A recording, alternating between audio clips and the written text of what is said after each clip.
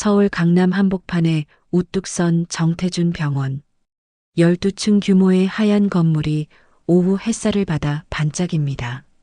로비에는 대리석 바닥과 화려한 샹들리에가 방문객들을 맞이하고 벽면에는 의료진 소개 게시판이 자랑스럽게 걸려 있습니다.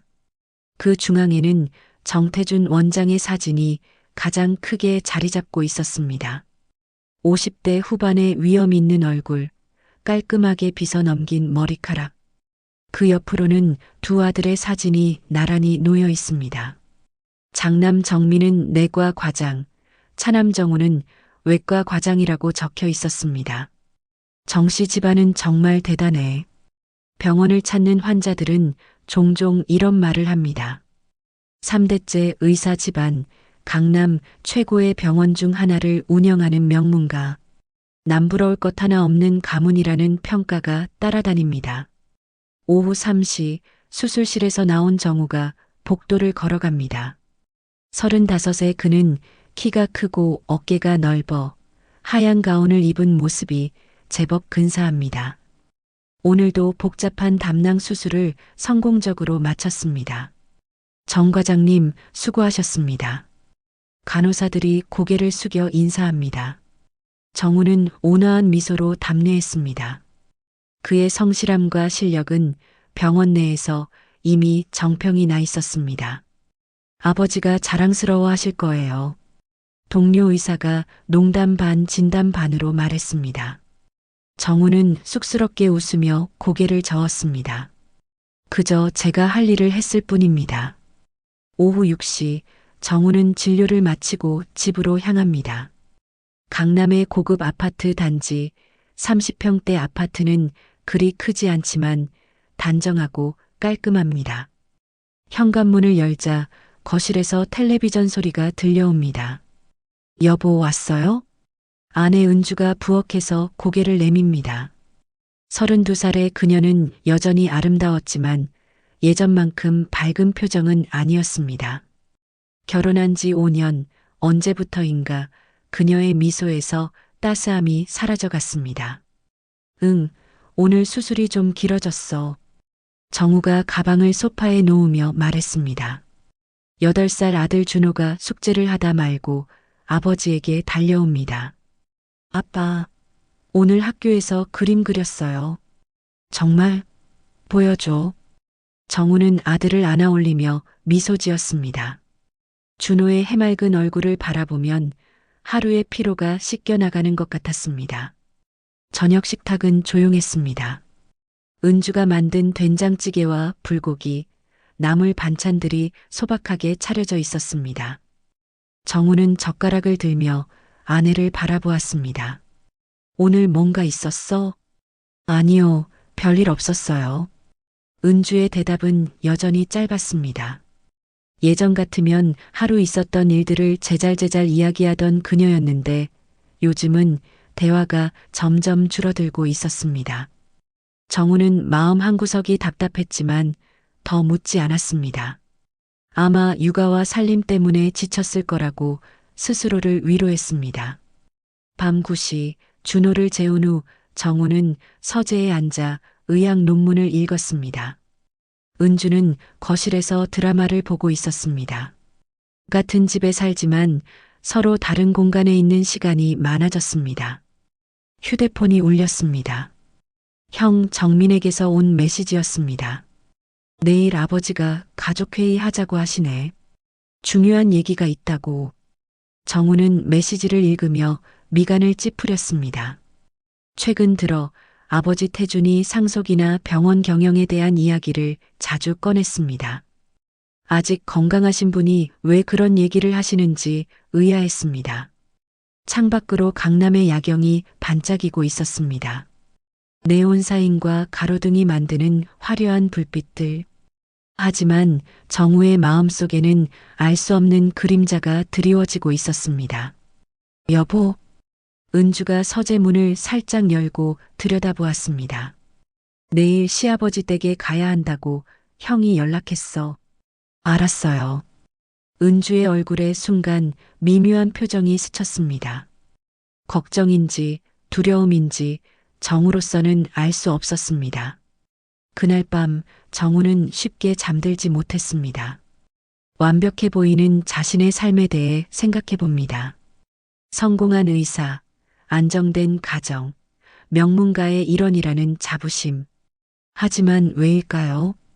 마음 깊은 곳에서는 무언가 잘못되고 있다는 예감이 자꾸만 올라옵니다. 아내의 변해가는 모습, 아버지의 이상한 기색들. 정우는 몰랐습니다. 바로 내일 자신이 믿고 살아온 모든 것이 흔들리기 시작할 것이라는 사실을. 다음 날 오후 정태준의 자택. 한남동 언덕배기에 자리한 2층 양옥집은 30년 된 집치고는 단정했습니다. 마당에 감나무와 장미꽃이 가을볕을 받아 고즈넉한 분위기를 자아냅니다.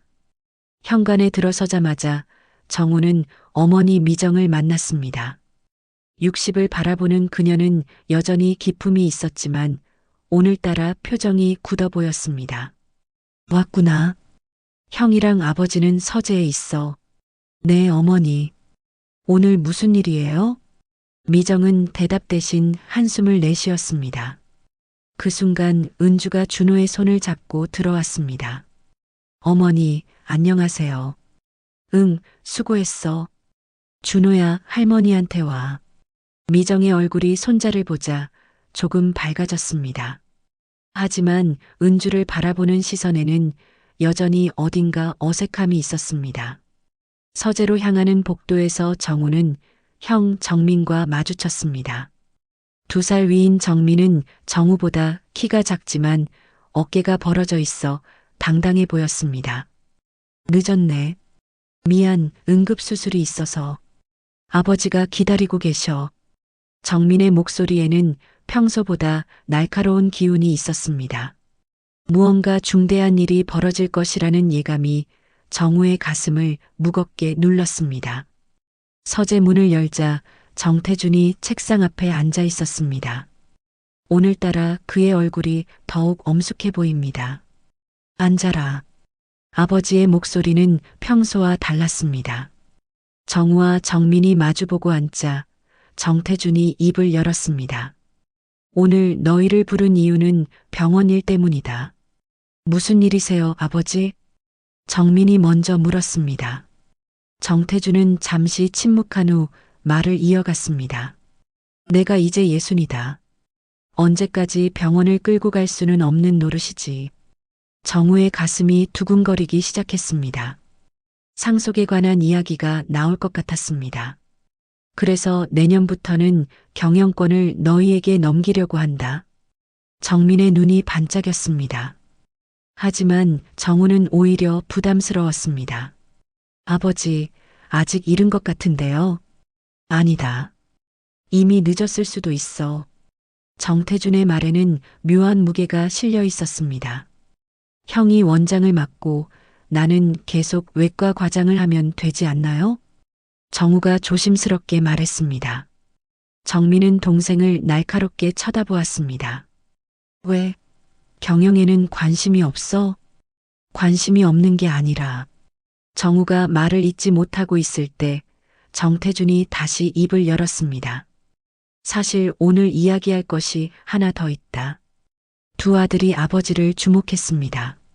앞으로 집안 운영 방식을 바꿔야겠다.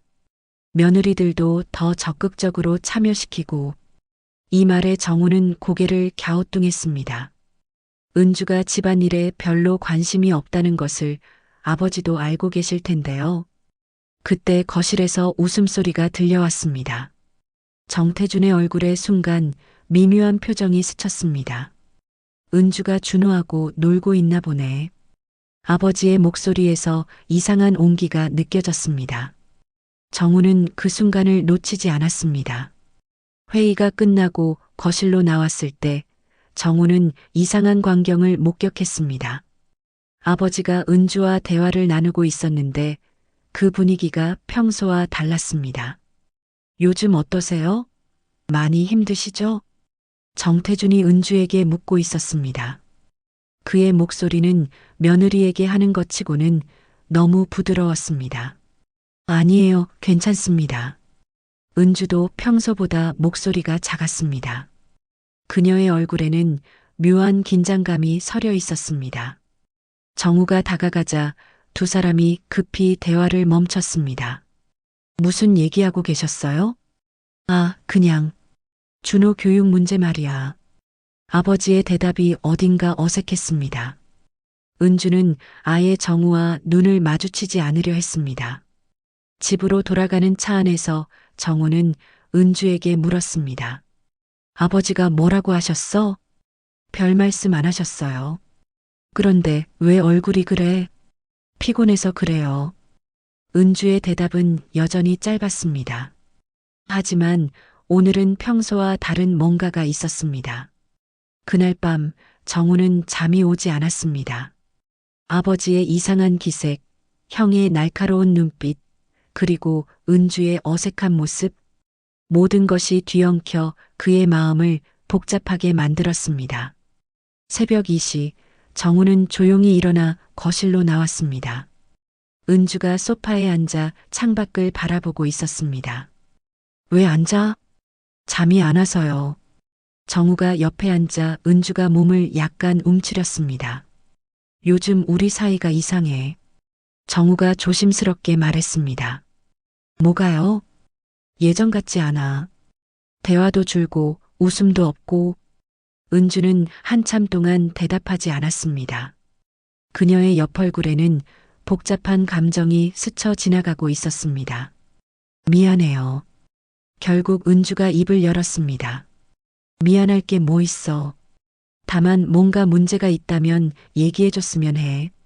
아무것도 없어요.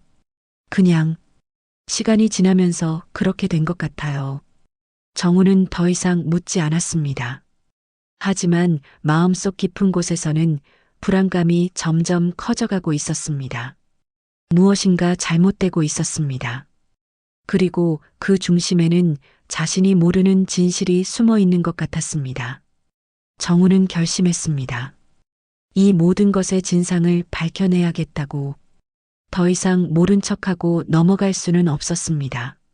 며칠 후 정우는 우연한 기회에 충격적인 사실을 알게 됩니다.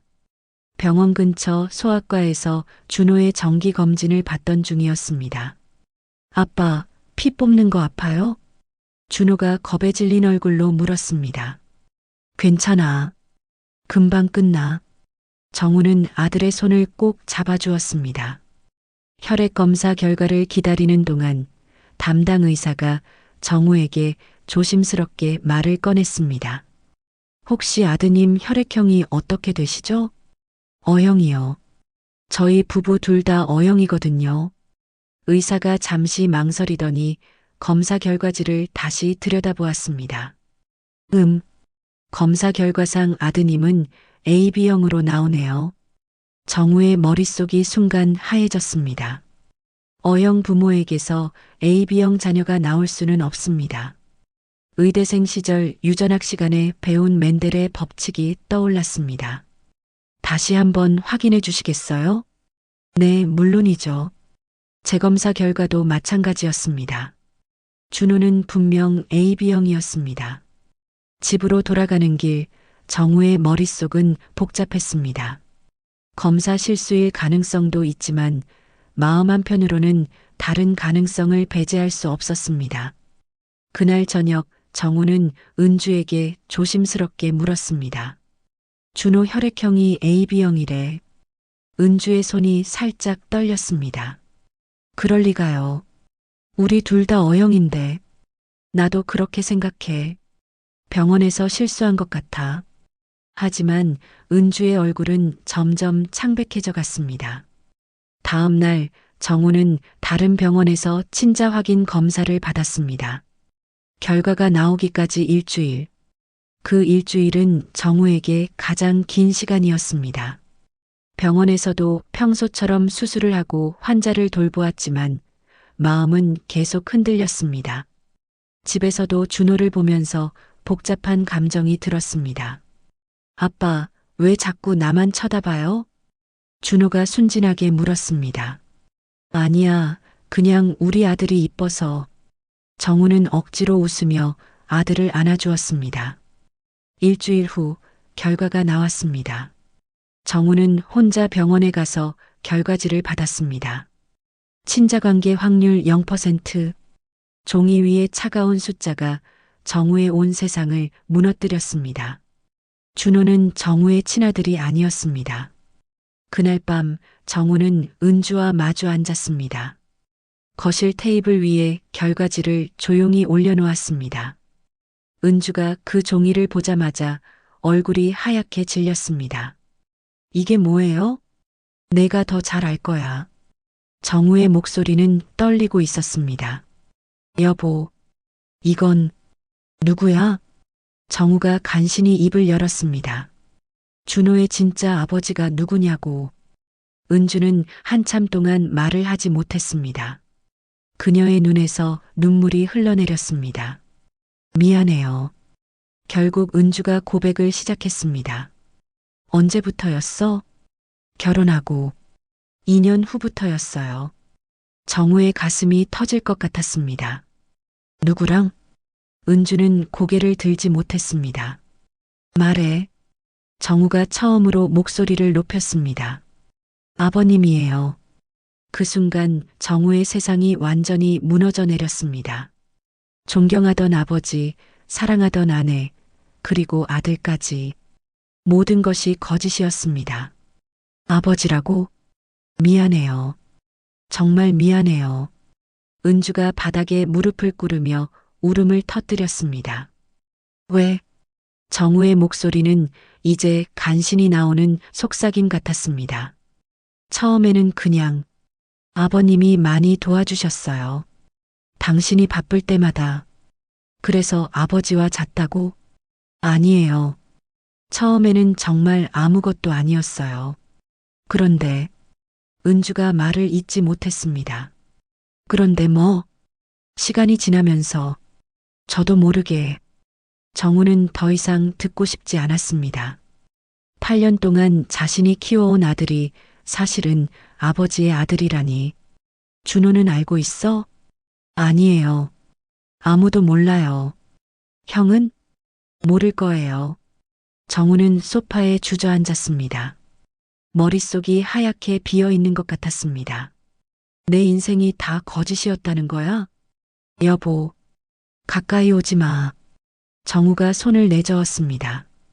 그날 밤 정우는 집을 나와 병원 근처 모텔에서 잤습니다. 천장을 바라보며 밤새 잠을 이루지 못했습니다. 다음 날 정우는 아버지 태준과 마주 앉았습니다. 병원 원장실에서 둘만의 대화였습니다. 은주한테 들었습니다. 정우가 먼저 입을 열었습니다. 아버지는 한참 동안 침묵했습니다. 미안하다. 태준의 목소리에는 후회가 섞여 있었습니다. 왜 그러셨어요? 변명할 생각은 없다. 다만 그때 나도 힘들었다. 그래서 며느리와 옳지 않은 일이었다. 나도 안다. 정우는 아버지를 바라보았습니다. 평생 존경해온 사람이 갑자기 낯선 사람처럼 느껴졌습니다. 준호는 어떻게 할 겁니까? 그건 내가 결정해라. 제가요? 이 일로 아이가 피해를 받아서는 안 된다. 정우는 아무 말도 할 수 없었습니다. 8년 동안 아빠라고 불러온 아이를 어떻게 대해야 할지 모르겠습니다. 사무실을 나서며 정우는 생각했습니다. 이 위기를 어떻게 극복해야 할까요? 아이는 죄가 없습니다. 하지만 배신감과 분노는 쉽게 가라앉지 않았습니다. 복도 끝에서 정우는 준호의 사진이 걸린 게시판을 보았습니다. 우리 병원 가족들이라는 제목 아래 직원들의 가족 사진이 있었습니다. 준호가 환하게 웃고 있는 사진이 정우의 가슴을 아프게 했습니다. 정우는 결심해야 했습니다. 이 상황을 어떻게 해결할 것인지, 무엇이 진정 옳은 선택인지. 일주일이 지났습니다. 정우는 여전히 모텔에서 지내고 있었습니다. 매일 병원과 모텔을 오가는 생활. 집에는 발걸음이 향하지 않았습니다. 그날 오후 형 정민이 정우의 진료실로 찾아왔습니다. 이게 무슨 일이야? 정민의 얼굴에는 분노가 가득했습니다. 형한테까지 알려졌구나. 어머니가 쓰러지셨어. 병원에 입원하셨다고. 정우의 가슴이 내려앉았습니다. 어머니가 이 일 때문에 충격을 받으셔서 혈압이 갑자기 올라가셨어. 정민이 책상을 탁 치며 말했습니다. 이런 식으로 집안을 망가뜨릴 셈이야? 형, 나도 피해자라고. 피해자? 내가 제대로 집안을 돌봤다면 이런 일이 생겼겠어? 정민의 말이 정우의 가슴을 찔렀습니다. 내 잘못이라는 거야? 아내 하나 제대로 못 챙기고. 두 형제는 처음으로 크게 다투었습니다. 복도에서 간호사들이 걱정스러운 눈으로 바라보았습니다. 그날 저녁 정우는 어머니가 입원한 병원을 찾았습니다. 병실 문을 열자 미정이 창백한 얼굴로 누워 있었습니다. 어머니, 왔구나. 미정의 목소리는 힘이 없었습니다. 몸은 어떠세요? 괜찮다. 나보다는. 너는 어쩌려고 그러니? 정우는 대답할 수 없었습니다. 아이가 무슨 죄가 있니? 준호는 여전히 내 아들이야. 어머니도 다 알고 계셨나요? 미정은 한참 동안 침묵했습니다. 어느 정도는 짐작하고 있었다. 그런데 왜 말씀 안 하셨어요? 말한다고 달라질 게 있었겠니? 이미 일어난 일인데. 정우의 마음이 더욱 복잡해졌습니다. 다음 날 병원에 충격적인 소문이 퍼졌습니다. 정태준과 며느리의 불륜설. 누군가 입을 열었던 것입니다. 정 과장님 괜찮으세요? 동료 의사가 걱정스럽게 물었습니다. 네, 괜찮습니다. 하지만 정우의 얼굴은 창백했습니다. 복도를 지나갈 때마다 직원들의 시선이 따라왔습니다. 수군거리는 소리가 귓가에 맴돌았습니다. 명문가라더니 아버지와 며느리가. 그럼 그 아이는? 정우는 견딜 수 없었습니다. 점심시간 정우는 홀로 병원 옥상에 올라갔습니다. 서울 시내가 한눈에 내려다 보였습니다. 한때 자랑스럽게 여겼던 이 모든 것들이 이제는 무겁기만 했습니다. 휴대폰이 울렸습니다. 은주에게서 온 문자였습니다. 준호가 아빠를 찾고 있어요. 언제 집에 오실 건가요? 정우는 휴대폰을 꽉 쥐었습니다. 아이에게는 아무 죄가 없다는 것을 알고 있었습니다. 하지만 아직 마음의 준비가 되지 않았습니다. 그날 오후 정태준이 정우를 불렀습니다. 원장실로 와라. 아버지의 목소리는 평소보다 더욱 무거웠습니다. 원장실에 들어가자 정태준이 사표를 내밀었습니다. 이거 뭐예요? 내가 병원을 떠나겠다. 아버지가요? 이 일로 병원에까지 피해가 가서는 안 되니까. 정우는 어이가 없었습니다. 떠나시면 뭐가 해결돼요? 최소한 너는 여기서 계속 일할 수 있을 거야. 저는 상관없어요. 상관없긴. 이 병원이 몇 대째 이어온 건지 알아? 정태준의 목소리에 간절함이 섞여 있었습니다. 아버지, 이렇게 도망가시는 게 해결책이에요? 도망이 아니야. 책임을 지는 거다. 그럼 은주는 어떻게 하고요? 준호는요? 정태준은 대답하지 못했습니다. 그날 밤 정우는 오랜만에 집으로 돌아갔습니다. 현관문을 열자 준호가 달려왔습니다. 아빠, 어디 갔었어요? 왜 안 들어왔어요? 아이의 순수한 얼굴을 보자 정우의 가슴이 아팠습니다. 아빠가 바빠서 그랬어. 이제 안 가죠? 정우는 대답하지 못했습니다. 은주가 부엌에서 나왔습니다. 그녀의 얼굴은 며칠 사이에 많이 야위어 있었습니다. 왔어요. 응. 밥 드실래요? 됐어. 대화는 거기서 끝났습니다. 준호를 재운 후 정우와 은주는 거실에서 마주 앉았습니다. 이제 어떻게 할 거예요? 은주가 먼저 입을 열었습니다. 모르겠어. 아이는 어떻게 하고요? 그것도 모르겠어. 정우의 솔직한 대답이었습니다. 미안해요. 정말로. 은주의 눈에서 또다시 눈물이 흘러내렸습니다. 미안하다고 해서 달라지는 게 있어? 없겠죠. 하지만 그래도 정우는 창밖을 바라보았습니다. 이 집에서의 추억들이 하나씩 떠올랐습니다. 준호가 태어났을 때의 기쁨, 첫걸음을 뗐을 때의 감동. 모든 것이 거짓이었다는 사실이 견디기 힘들었습니다. 내일부터 변호사를 만날 거야. 정우가 조용히 말했습니다. 이혼 하시겠다는 거예요? 다른 방법이 있을까? 은주는 더 이상 말하지 못했습니다. 그날 밤 정우는 준호의 방에 들어가 잠든 아이를 바라보았습니다. 평화롭게 잠든 얼굴, 8년 동안 아빠라고 불러온 아이. 정우는 깨달았습니다. 아무리 배신감이 크다 해도 이 아이만큼은 지켜야 한다는 것을. 하지만 어떻게 해야 할지는 여전히 막막했습니다. 정씨 집안의 위기는 더욱 깊어져 갔습니다. 명문가의 체면은 이미 땅에 떨어졌고 가족들은 뿔뿔이 흩어져 갔습니다. 과연 이 위기를 극복할 수 있을까요? 정우는 마지막 선택의 기로에 서 있었습니다. 한 달이 지났습니다. 정우는 결국 집을 떠났습니다.